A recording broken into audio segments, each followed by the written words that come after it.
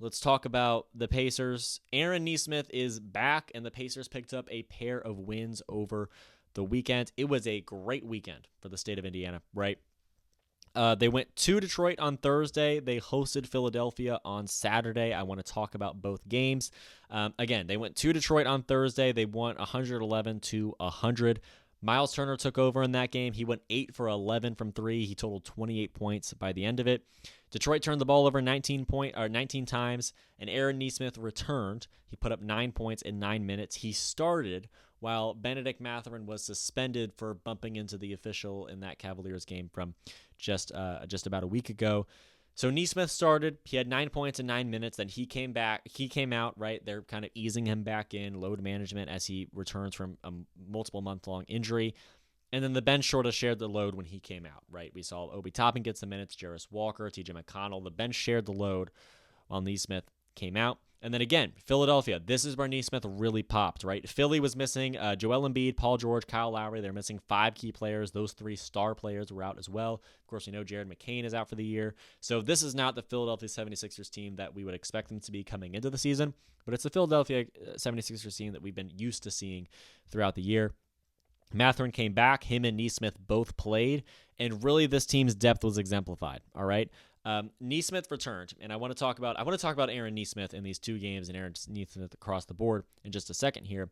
But again, Mathurin and Nesmith were back for the game against Philadelphia, and that's where it felt like the depth was truly exemplified because the Pacers are returning to full strength. They're becoming more healthy by the day, and they're becoming more healthy by the week. And Mathurin and Nesmith both playing really, to me, set that feeling in where it felt like whatever 5 the Pacers were putting on the floor, I had full confidence in their ability to have success. One of those guys is Aaron Nesmith. So he was very, very effective against the 76ers. He finally returns to the lineup after he's been out for months with injury. He started in the wake of Mathurin against Detroit. Again, 9 points, 9 minutes, just swift, get in the game to start things off and then get back in the groove, come out. He about did exactly what we'd want him to do in that moment. And then he popped at home against Philly, had 12 points in the first half, came off the bench for 12 points. So again, Mathurin comes back into the lineup. He starts. Nesmith comes off the bench, scores 12, disappears for the rest of the game. But again, Aaron Nesmith had a massive impact on that game against the 76ers very early on. They won by 13. Nesmith, again, had 12 off the bench in the first half. So one question to me is how they're going to use Mathurin and Nesmith together, because they're both clearly, especially as Nesmith eases back into playing basketball at this high of a level after the injury, they have different skill sets, right? Nesmith is largely a backcourt guy. Mathurin is largely a front court guy, but they both are clearly players that can start. And this is going to open up a lot of doors for the Pacers, where depending on who they're playing, they can sort of cater their personnel on the floor to the success, the strengths and weaknesses of the opposing team, right? The Cavaliers, they needed Benedict Mathurin, right? They needed a guy like him, where the Cavaliers have 2 bigs and they have 2 effective guards, and they have a 5th starter or 5th player. Whoever the 5th player on the floor is always is going to have fresh legs and the ability to pop from 3 or get inside. So the Pacers really, because the Cavaliers are good everywhere, wherever they're succeeding on that day, on that night, you bring in Aaron Nesmith, you bring in Benedict Mathurin, you bring in Obi Toppin.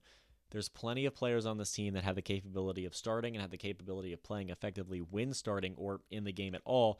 And that's what we're seeing from the Pacers, and it's really being felt now with Nesmith back, Mathurin back, Nembhard back, Tyrese Halliburton was healthy, Turner was there. Everyone was healthy, right? Everyone was healthy, everyone was present for these games, and they won both of them, albeit against inferior opponents, but still 2 big-time wins to keep this win streak rolling. The Pacers are now 8-1 in the NBA in 2025. So again, this team really does fill the void at every single position when it's fully healthy. When they're fully healthy and playing well, this team can be the best in the league. They can beat anybody. They can win the NBA Finals, in my opinion, if the Pacers are fully healthy, at full strength, and playing well consistently. This team's going to be dangerous in the playoffs, and I want to talk about exactly why here, because, again, this starting experience is really what jumps out to me the most, partially because of the injuries they've had throughout the year, right? Halliburton has missed time. Nembhard missed a lot of time. Nesmith missed a lot of time. We had significant issues at center and in the front court. Bring in Thomas Bryant as a result. We now have, to me, I counted them, 10 players that have played meaningful starting minutes as a Pacer this season. Tyrese Halliburton, Andrew Nembhard, Miles Turner, Benedict Mathurin, and Pascal Siakam all, of course, start typically. But then behind them, Ben Shepherd, he's started games. He's played significant minutes in games. Aaron Nesmith is capable of it. TJ McConnell is capable of it, and he's even capable of taking over games. Thomas Bryant has done it down low. Obi Toppin has done it. Primarily because of injury, which may become a blessing in disguise, we now have 10 Pacers that can truly take the court, take the floor, and dominate, and they can play effectively. And we've seen that because they've all, again, started games throughout the year when they have to have that next man up mentality and really fill in. So if this team gets to the playoffs, which I imagine they will at this point, if this team gets to the playoffs and if this team gets to the playoffs fully healthy, which we'll cross our fingers for that, you have Halliburton, Nembhard, Turner, Mathurin, Siakam, Shepherd, Nesmith, McConnell, Bryant, Toppin that all have played significant minutes, and no matter who you have on the floor, the Pacers are going to have 5 players that have had starting experience and have had significant minutes throughout the season. And then the second half of that is playoff experience, because the majority of this team is the same as last season. Benedict Mathurin was out for the playoffs, but most of them were on that playoff team that visited the Eastern Conference Finals last season. A 7-game series against the Bucks, they win it. The same against the Knicks, they win it, and they take a game off the Celtics. Those are 2 tough series. That is no easy path as a 6 seed. Knocked off the 3 seed, knocked off the 2 seed, and then against the 1 seed, put up some amount of a fight as they go on to win the title in the finals just a couple weeks later. So this is a team that most of the players have starting experience, and the significant players, the key players, they have playoff experience from last season, and a lot of it. This is going to be a team, in my opinion, that, again, can be really dangerous in the playoffs, and Nesmith coming back really, I think, exemplified the depth that this team has and how expansively they can distribute the scoring, they can distribute the basketball across the floor.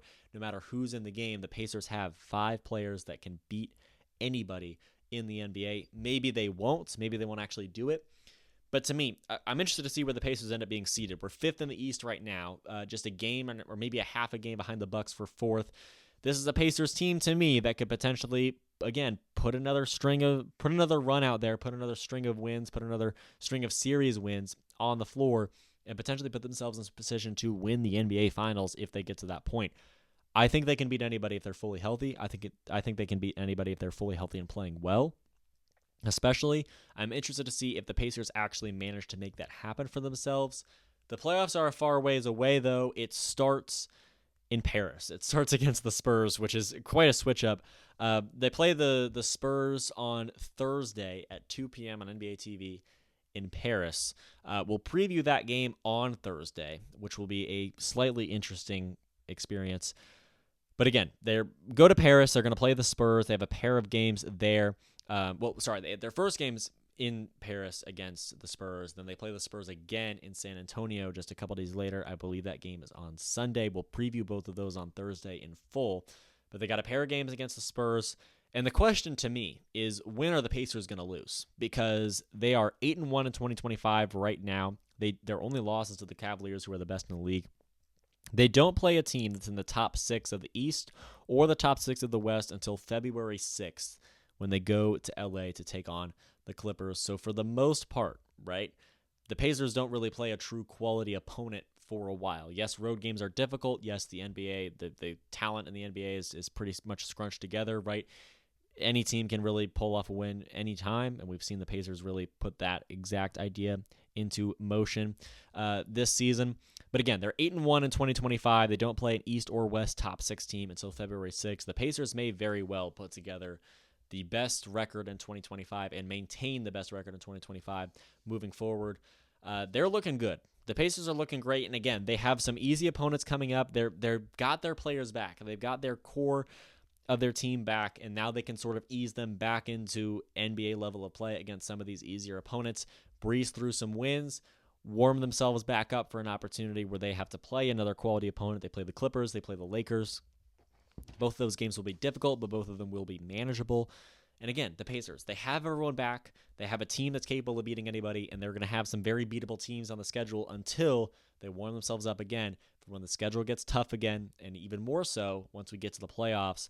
I think the Pacers absolutely are capable of winning games and of winning in the playoffs and of potentially going to the NBA Finals and winning it because of all the reasons I just outlined, this team has depth, this team has starting experience, this team has playoff experience, and they have the talent capable of running with teams like the Cavaliers and the Celtics and the Knicks, as we've seen all season long. They've beaten all three of those teams at least once. It's a great season for the Pacers. It was a great season last year. It seems to be carrying over into this year despite the slow start, and I cannot wait to see what's next from Indiana because truly I feel that the sky's the limit.